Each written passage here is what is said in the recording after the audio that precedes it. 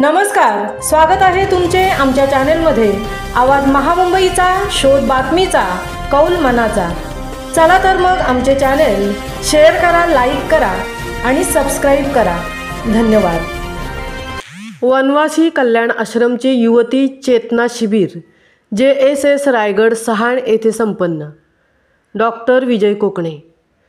शिबिरात JSS रायगडच्या माध्यमातून विधी साक्षरता व वारली चित्रकला मार्गदर्शन। वनवासी कल्याण आश्रम महाराष्ट्र कोकण प्रांत कुलाबा जिल्हा यांच्या माध्यमातून जनशिक्षण संस्थान रायगड मुख्य कार्यालय सहाण अलिबाग या ठिकाणी युवती चेतना शिबिर सोमवार दिनांक 22/4/2025 रोजी हा उपक्रम राबवण्यात आला।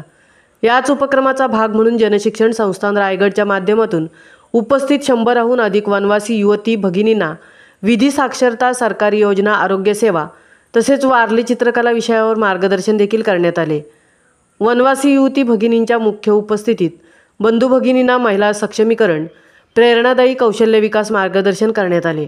तर जनशिक्षण संस्थान रायगडचे संचालक डॉक्टर विजय कोकणे यांनी उपस्थितांना वारली चित्रकला विषयावर मार्गदर्शन केले।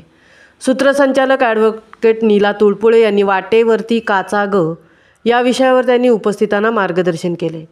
तसेच प्रास्ताविक कुलाबा जिल्हा सहसचिव सौ लतिका दातार यांनी केले। तर आभार प्रदर्शन व समारोप मार्गदर्शन कोकण प्रांत महिला आयाम प्रमुख सौ ज्योतिताई पाटील यांनी केले।